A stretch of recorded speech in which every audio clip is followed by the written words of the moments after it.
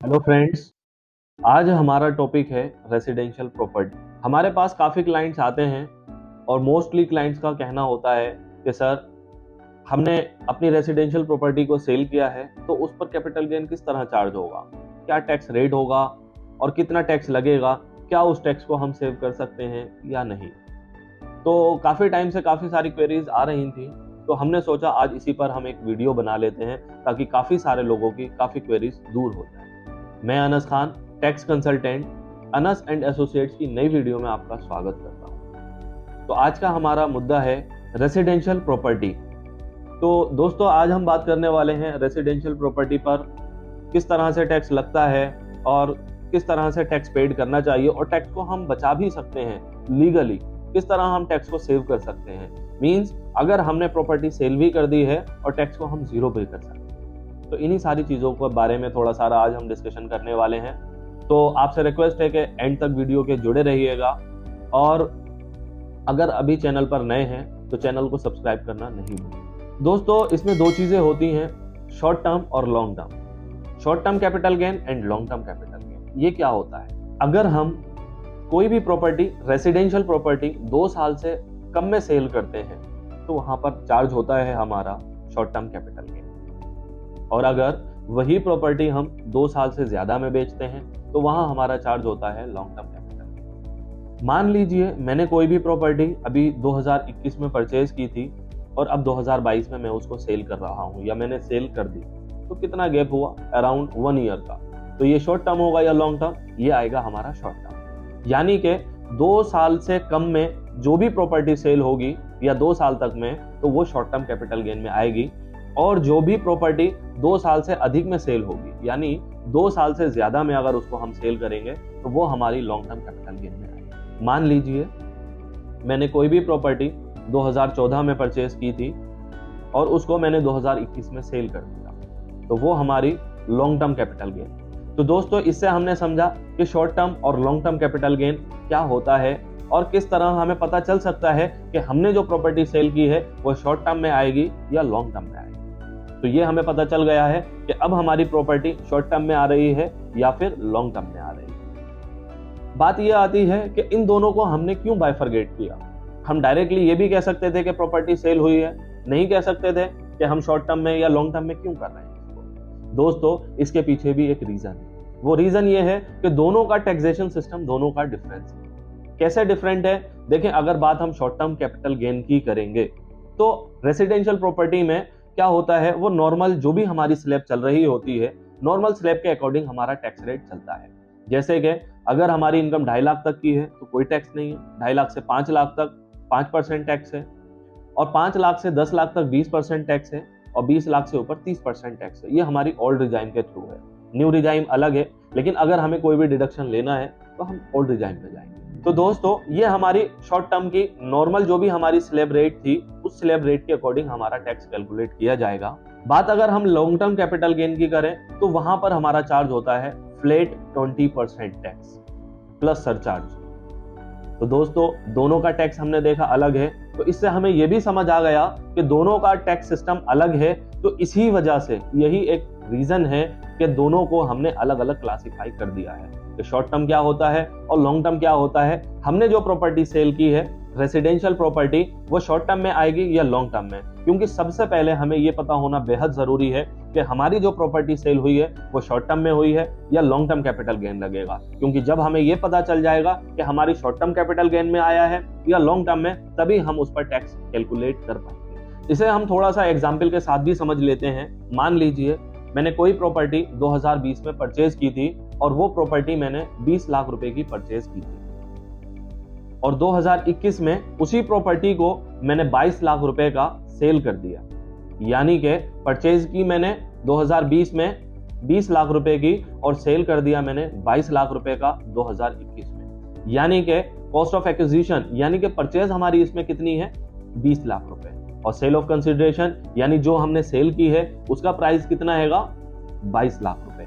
दोनों का डिफरेंस कर लीजिए, 22 लाख माइनस 20 लाख, यानी कि 2 लाख रुपए का ये हमारा क्या हो रहा है? Short term capital gain. तो इस तरह हमने क्या निकाला? Short term capital gain.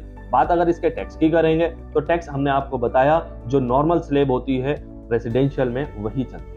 इसी तरह दोस्तों हम बात को आगे बढ़ाते हुए लॉन्ग टर्म कैपिटल गेन की तरफ चलते हैं और थोड़ा सारा डिस्कस करते हैं कि उसका भी एग्जाम्पल के साथ किस तरह टैक्स निकालेंगे। लॉन्ग टर्म में और शॉर्ट टर्म में थोड़ा सा एक कॉस्ट का भी डिफरेंस रहता है। जैसे हमने डायरेक्टली जितने की परचेज की थी यहाँ पर वही ले लिया हमने, और अगर हम बात करेंगे लॉन्ग टर्म की तो वहां पर डायरेक्टली वो प्राइस नहीं लिखा जाता है। आइए हम निकाल कर आपको ये भी बताते हैं। मान लीजिए हमने कोई भी प्रॉपर्टी सेल की थी 2014 में।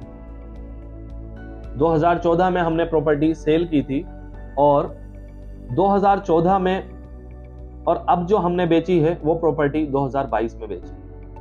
तो 2014 में मान लीजिए वही प्रॉपर्टी हमने 50 लाख रुपए की परचेज की थी और आज जो हमने वही प्रॉपर्टी सेल की है 1 करोड़ रुपए की सेल की है, 1 CR की। 50 लाख रुपए का डिफरेंस आ रहा है, तो क्या हम इसको कैपिटल गेन कहेंगे? नहीं।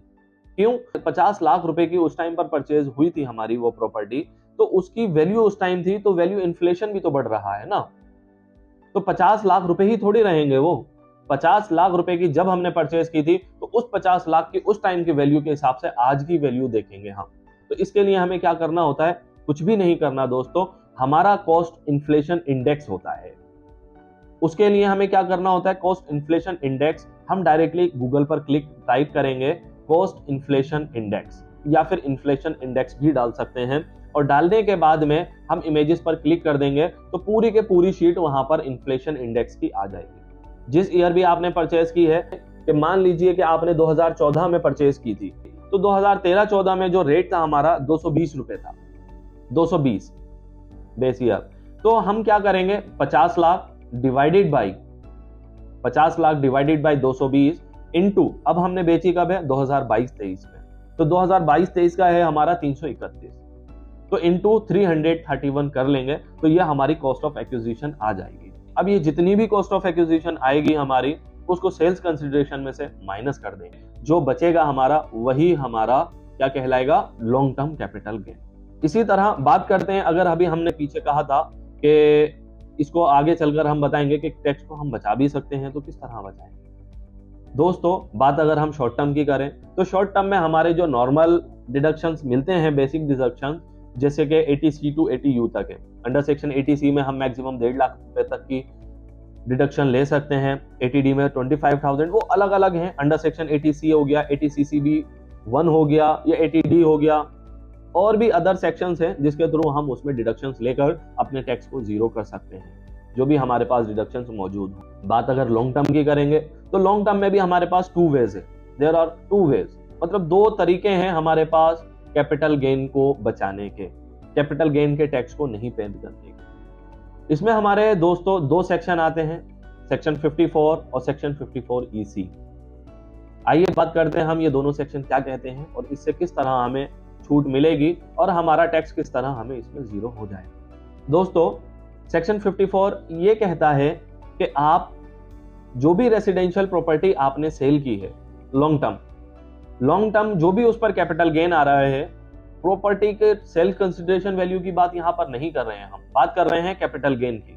मान लीजिए आपका कैपिटल गेन आ रहा है 30 लाख रुपए का, प्रॉपर्टी 1 करोड़ रुपए की सेल हुई है लेकिन कैपिटल गेन 30 लाख का आ रहा है, तो 30 लाख रुपए की आपको कोई भी नई रेसिडेंशियल प्रॉपर्टी परचेज करनी पड़ेगी। अगर आप उतने अमाउंट की नई रेसिडेंशियल परचेज कर लेंगे प्रॉपर्टी, तो आपको कुछ भी टैक्स नहीं देना होगा, आपका टैक्स हो जाएगा जीरो और आपका टैक्स एग्जेम्प्ट हो जाएगा। बहुत सारे लोग अब ये सोचकर कंफ्यूज होंगे कि साहब अभी हमने प्रॉपर्टी सेल की है और अब एकदम से हम नई प्रॉपर्टी कैसे खरीद लेंगे, मतलब इतनी जल्दी हम कहां से ढूंढेंगे, कैसे मिलेगी। तो उसके लिए भी इनकम टैक्स ने एक प्रोविजन दिया है। प्रोविजन ये है कि अगर आपने जिस डेट में प्रॉपर्टी सेल की है, मान लीजिए 2022 में आपने कोई भी प्रॉपर्टी सेल की है, और अगर आपने उससे पहले भी 1 साल पहले तक यानी 2021 में भी कोई अगर प्रॉपर्टी आपने परचेज कर रखी है, तो उसके थ्रू भी आपको एग्जेम्पशन मिल जाएगी सेक्शन 54 के अकॉर्डिंग। और 2 साल गवर्नमेंट ने, इनकम टैक्स डिपार्टमेंट ने आगे भी बढ़ा दिए हैं। मान लीजिए 2022 में आपने सेल की, तो 2024 तक अगर आप कोई भी प्रॉपर्टी परचेज करते हैं तो उस पर भी आपको एग्जेम्पशन मिल जाएगी। हाँ, अगर आप कंस्ट्रक्शन करते हैं तो कंस्ट्रक्शन के लिए ये टाइम 2 साल से आगे वाला बढ़ाकर 3 साल कर दिया गया है, यानी कि 2025 तक की उसको एग्जेम्पशन मिल जाएगी। ये हमने बात करी सेक्शन 54 की। हाँ, एक चीज बहुत बेहद जरूरी है बताना कि ये सेक्शन 54 की एग्जेम्पशन सिर्फ और सिर्फ इंडिविजुअल और एचयूएफ को ही मिलेंगी, ना ही फर्म को मिलेगी, ना ही कंपनी को मिलेगी। अदर देन इंडिविजुअल या एचयूएफ को नहीं मिलेगी। सिर्फ और सिर्फ ये एग्जेम्पशन इंडिविजुअल और एचयूएफ के लिए ही है। इसमें भी मैंने जो आपको बताया कि अगर आपने, मान लीजिए बहुत सारे लोग क्या सोच रहे होंगे कि अभी हमने टैक्स बचा लिया, अभी नहीं दिया और आगे चल के हम क्या करेंगे, प्रॉपर्टी भी परचेज नहीं करेंगे। नहीं, ऐसा हरगिज भी नहीं कर सकते आप। आगे चलकर अगर आपने कोई भी प्रॉपर्टी नहीं परचेज की या कंस्ट्रक्शन कंप्लीट नहीं किया विद इन 3 इयर्स में, तो आपको जो भी आपकी जो अमाउंट था इसको आपको रिवर्स करना पड़ेगा। कैपिटल गेन के टैक्स को रिवर्स करना पड़ेगा। इट मींस कि सरकार को पेड करना पड़ेगा। अब इसमें भी क्या है, बहुत सारे लोग सोच रहे होंगे कि अब हम चलो जब तक तो पैसा यूज कर लेंगे। नहीं, इसमें भी एक स्कीम होती है, long term capital gain scheme में आपको जितना भी आपका टैक्स बन रहा है उस फंड को जमा कराना पड़ेगा, जब तक के लिए जब तक कि आप प्रॉपर्टी परचेज नहीं कर लेते। तो दोस्तों, ये हमने बात की सेक्शन 54 की। बात करते हैं सेक्शन 54 EC की।